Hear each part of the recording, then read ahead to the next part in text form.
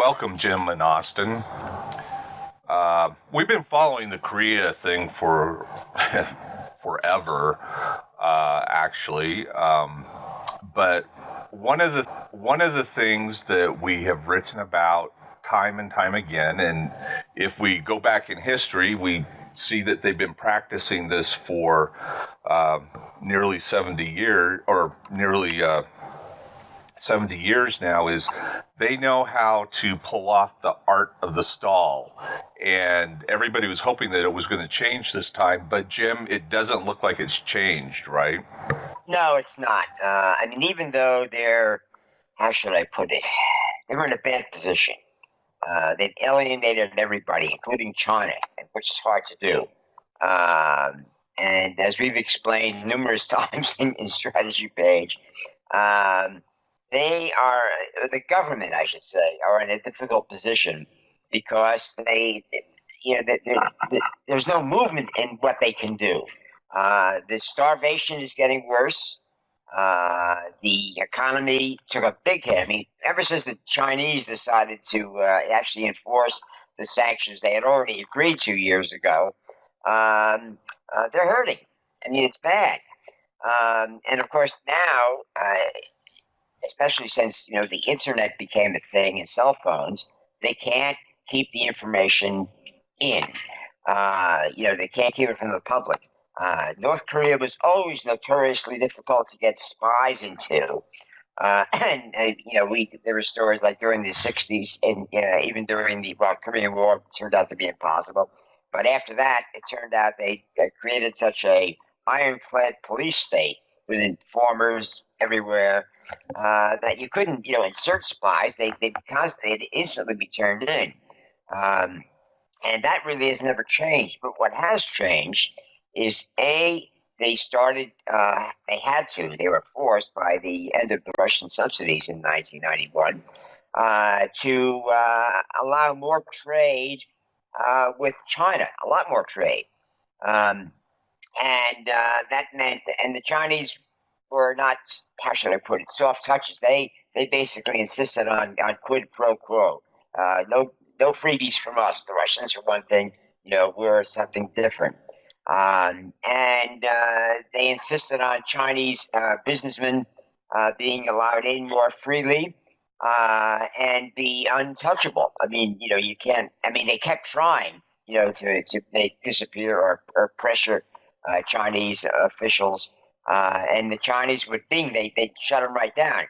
So China, like a lion tamer, they haven't domesticated the big cat, but they've learned it to back off when they get the command. Otherwise, they get the whatever, the stun gun. And As a result, North Korea had to also send its officials into China to arrange the Chinese end of deals and to also set up enterprises in China. That became a big thing. They basically went into the slave labor business, exporting labor, keeping 90% of their pay and what have you. And that's been cut off now, although the Russians are cheating.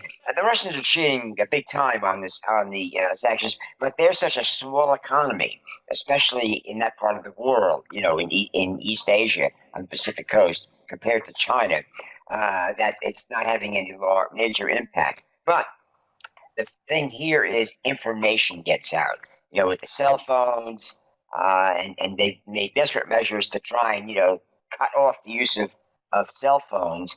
But now it's even happening across the DMZ, which drives them nuts because they've got all their anti-cell phone technology, and a lot of it's expensive stuff they had to import in from the West, deployed on the Chinese border.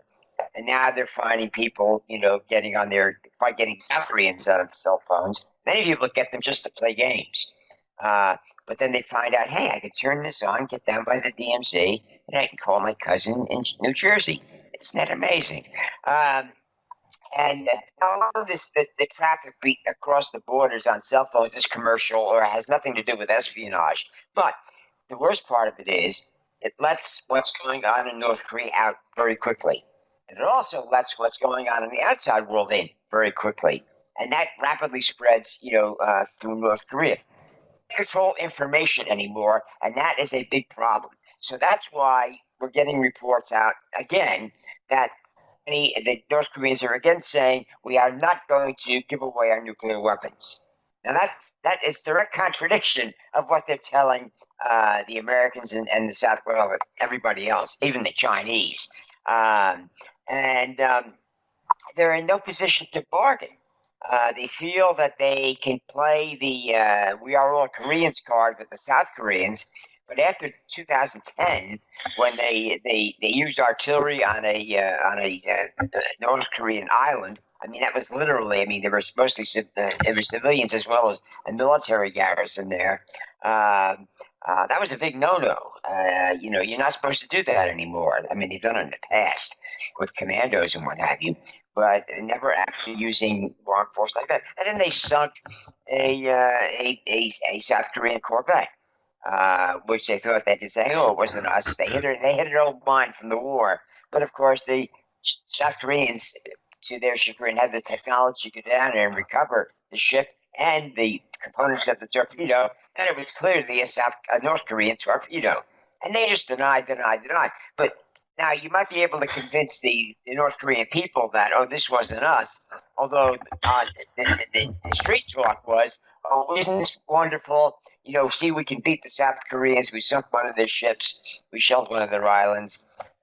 Ignoring for the fact that it was only a great deal of restraint, imposed in part by China and the United States on South Korea not to respond. But what that did was that wiped out as an effective political force the let's be nice to North Korea and we'll bring them over with our kindness. That has not worked. It may work with the North Korean people, but it certainly hasn't worked with the government because it also made it clear, and it's obvious now because the flood of South Korean video media and and electronic media in general, because K-pop, South Korean popular music, which is big throughout East Asia, is also big in North Korea.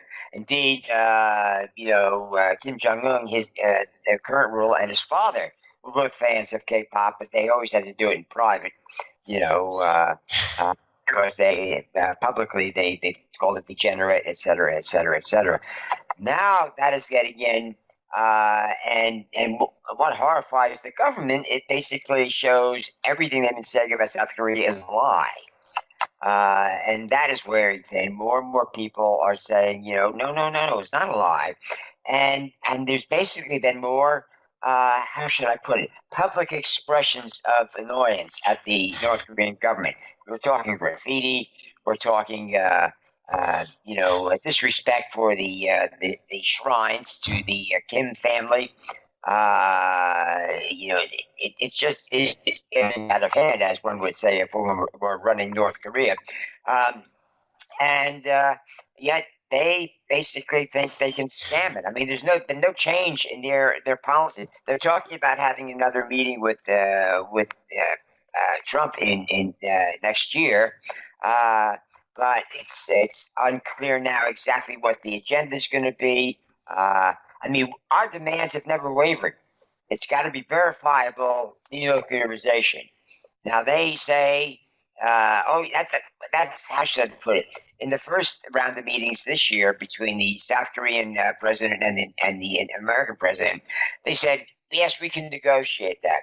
But what they're saying inside of North Korea is, no, no, no, no, no, never, never, never. They don't say out loud that we're playing these fools, which everybody knows they've done in the past.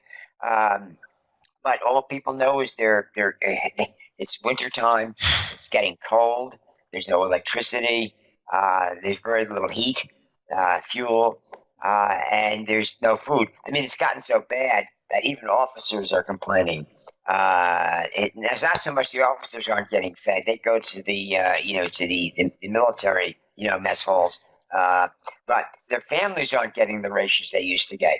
The North Koreans are basically almost entirely abandoning the free food. The disaster aid, which they always try to go through supplying, has turned out to be a fraud. I mean, a lot of corruption involved. And again, the locals will complain about this, usually in remote areas that were flooded. And the video and the audio and just the news itself, gets out to the West, and then it comes back into North Korea via the media that's imported. And a lot of people are just losing faith. It used to be blind faith. Now it's basically faith reinforced by terror, by a police state. But if you're starving, what are you going to do? The North Koreans feel they can tough it out. The basic attitude now is the Chinese, talk tough, and they've been tough, but in the end, they will bail us out. They have to. They cannot afford a Colombia. They cannot afford unification with South Korea under South Korean terms, and it's certainly not going to happen under North Korean terms. And they will eventually come around. But what happens in the meantime? You've got there's been persistent talk of how should I put it, unrest in the high command. He's been replacing senior generals, including secret police generals, with greater regularity. Now that might just be paranoia, but it's usually what you do when you feel that you can't trust the people who are, in effect, propping up your police state. So you have a dangerous situation here. The only bright side so far is, while he has nuclear weapons, it's unclear if they're actually usable. The big question mark, and nobody's really sure. Anything you hear in the news is speculation. People you want to talk to are engineers and basically nuclear engineers, because the biggest obstacle with nuclear weapons is not making a nuclear weapon. I mean, that is relatively easy, and that's been known for years. The big problem is the engineering involved in making it robust enough to be fired from a ballistic missile. Puts the warhead under tremendous stress. We're talking about the missile reaching speeds of basically a speeding bullet, and the G forces are incredible. There's vibration, and the thing still has. Talking about a very, how should I put it, complex and delicate from an engineering point of view, piece of engineering, and you want it to work on the other end, not just go splat and create a nuclear hot zone, in a relatively small area that can be cleaned up at great expense, but otherwise is not that impressive. So basically they're shooting blanks. And they're hoping that they can, basically push this game far enough that somebody will blink. And the only ones they have left that are, how should I put it, are South Korea, which is a long shot. I mean, I think South Korea are sympathetic, to the suffering in North Korea, but they've been screwed. They've been defrauded. They've been lied to so many times in these negotiations that, again, they're demanding verification. But unfortunately, they can talk to each other in the same language, although the dialects have drifted apart in 70 years, and they can do sorts of all sorts of feel good photo ops. But so far, the South Korea being a democracy. They just haven't got the votes anymore. The liberal left Korea, which was the backbone of let's be kind to North Korea, China, is gone, and it's got no signs of coming back. And of course, China looks out for China. Right now, China is worried about us because we're calling them, not just us, but the West in general and the neighbors in general, about the how should I put it, the bad manners of China, the intellectual property theft, their trade rules, as it were. What's ours is ours, what's yours is negotiable. And the chickens are coming home to roost, and that leaves North Korea in a very bad bargaining position. So, Austin, how bad is this bargaining position? Well, let me add. Let me preface my answer with a couple of points.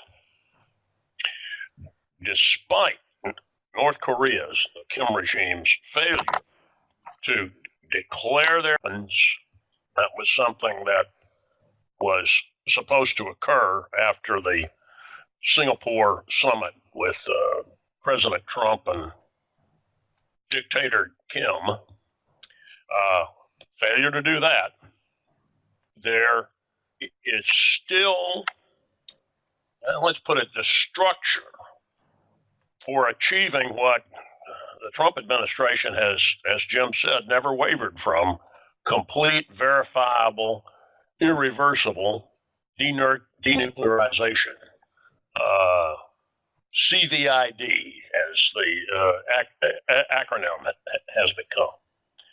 There have been some very, very small steps between South Korea and North Korea. And Jim, there is still a remnant of that liberal left sunshine policy in South Korea. I follow the politics there. You do too. I've wondered where this group really gets its funding. Who knows? We know how easy it is for an outside party to fund a media presence in another country. And do I think it's China? Maybe. Do I think it's Russia? Maybe. North Korea? Possibly. But they're still out there, and they want the U.S. gone and want Korea reunited and implicitly under the North Korean regime. It's small, but it's still there. But these small steps include removing some of the guard posts in the joint area of the DMZ around Panmunjom, and also some demining operations. They've been small. There's also been discussion between North Korea and South Korea and the UN command. Remember the UNC? Well, that's really the United States, because the United Nations command, Russia had walked out of the Security Council prior to the start of the Korean War, so it wasn't there to, Soviet Union wasn't there to veto a UN response to the North Korean invasion of South Korea. But those three parties, and it's really two parties, South Korea and the United States, North Korea, have discussed an offer, and it was made at a military level, for North Korea to remove some of its conventional artillery that's positioned north of the DMZ and these hardened artillery sites. I've read nothing that it's actually happened, but it's interesting that that was brought up, because that's something North Korea has held. It's a tactical and operational, all the artillery up there, but it gives them something of a strategic, non-nuclear strategic threat to about a quarter of the of Greater Seoul, which means it can bring, under conventional rocket and tube artillery fire, $800 billion, $1 trillion worth of South Korea's GDP. Threaten it. It wouldn't threaten it for long. But the reason I went into that and mentioned it is that these are some changes that have occurred in North Korea's relationship with South Korea, the United States, and Japan. It's different than it was in the middle of 2017. They're talking differently. And Jim talked about the porosity of digital information. North Korea allowed everyone who could see a TV set, and that's a substantial portion of the North Korean population, because they have those large TV sets set up in public areas, to see parts of the Olympics. So they got some government-approved visuals of what it's like in South Korea. South Korea is a wealthy place. It has the world's 12th largest economy. It is, and they've earned it. That's one of the reasons why. Even though I said remember, there are some let's be nice to the North types still active in South Korea. Most South Koreans, and whether they're on the left, and certainly if they're on the right politically, are proud of their economic success, and they look at how long it took West Germany to absorb East Germany. 15, 16 years, according to one study I read that the Koreans had looked at starting 1990, 2005, 2006. Before, and it was a lot of money. East Germany was in far better shape than North Korea. Therefore, they are not interested in rebuilding the North, especially if there's a political settlement and North Korea doesn't stop threatening them. Now, since June,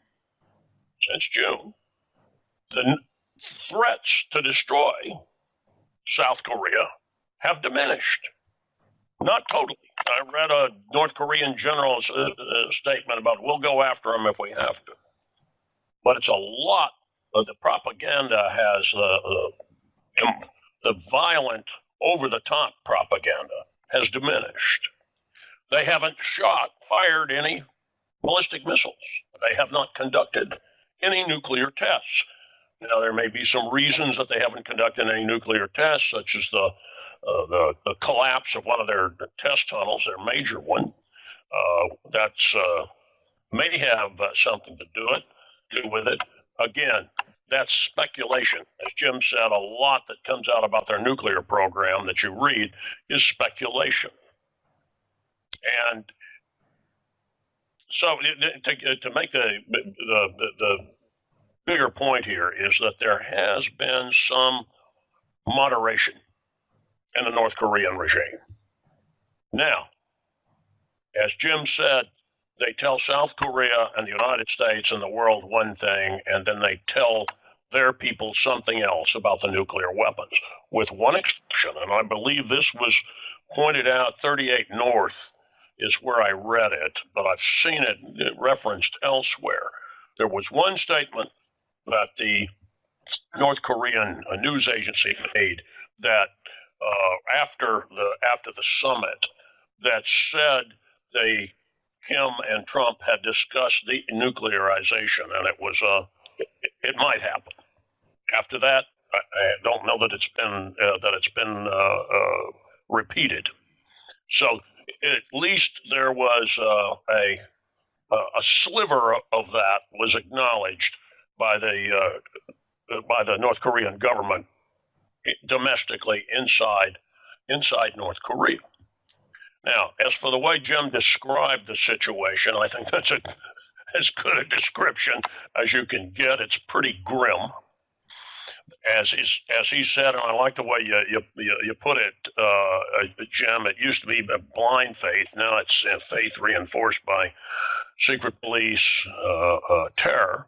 Even though I suspect, because of some of the moderation, at least in language and acknowledgement that South Korea and North Korea are talking, there may be some hope, small nascent hope, among the North Korean people that change is on the way.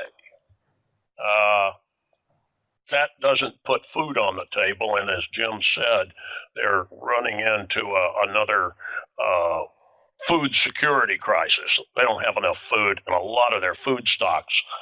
I think this has been verified by the United Nations. Some of their food stocks are spoiled and in very poor condition. That's also reinforced by South Korean doctors who look at North Korean defectors when they reach South Korea and are able to see how poor their diet has been, except for those that succeeded in getting into China for a while, and their diet has improved. are we going to have complete, verifiable, irreversible denuclearization? Secretary of Defense Mattis said we knew that this was going to be a long process when we started it. He said that about 2 months ago. But he also pointed out that the North Koreans have succeeded in evading some of the sanctions. One thing with these ghost ships and moving ships around and transferring oil at sea, we've got a embargo now, naval embargo, where we try to pinpoint those ships and stop them. It's not going to bring Pyongyang to the table. It is going to make the sanctions bite a bit deeper. North Korea, and as Jim said, North Korea's government, the Kim regime, knows that if they continue on the path that they're on now, they'll implode. And yet, if they open up, they may explode. And both are into the regime. They may explode into the regime type scenarios. If they denuclearize and then get some of the investment that South Korea and North Korea and the U.S. have promised them, that cuts into the regime's power, because North Korean people are going to know where it's coming from. The Pyongyang won't be able to control it. They might be able to steal some of it, but the situation in North Korea would have changed.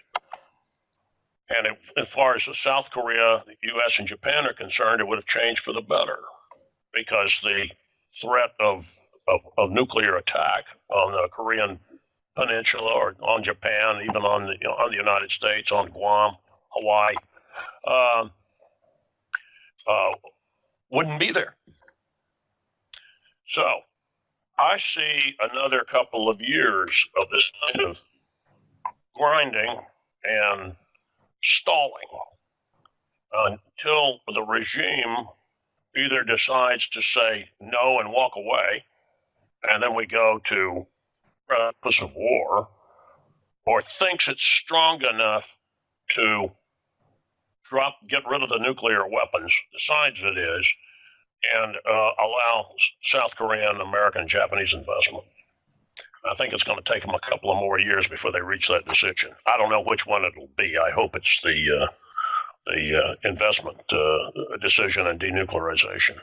So that's but Jim's also correctly brought up, what is it, Yongtong Island, the South Korean island that was shelled. You can still get on the web, and there's a video, a cell phone camera video of North Korean shells slamming into a grocery store, a supermarket there on the island. I don't know how many people in South Korea have seen it, but remember, it was eight years ago, and it's shown all over South Korean media, and it's still there. And the sinking of the Chonan, the South Korean Navy corvette, was brought home to younger South Koreans how deadly the North is. Most of the sailors on that ship were under the age of 25. I was in the South Korean War Museum in Seoul, and they had this was in 2012, and they had a display on the first floor over in the corner. It was a memorial, actually, to the Chonan. Very, very sobering memorial, and had pictures of all the sailors who died on there. And that was one of the things that struck me, how they were, almost all of them.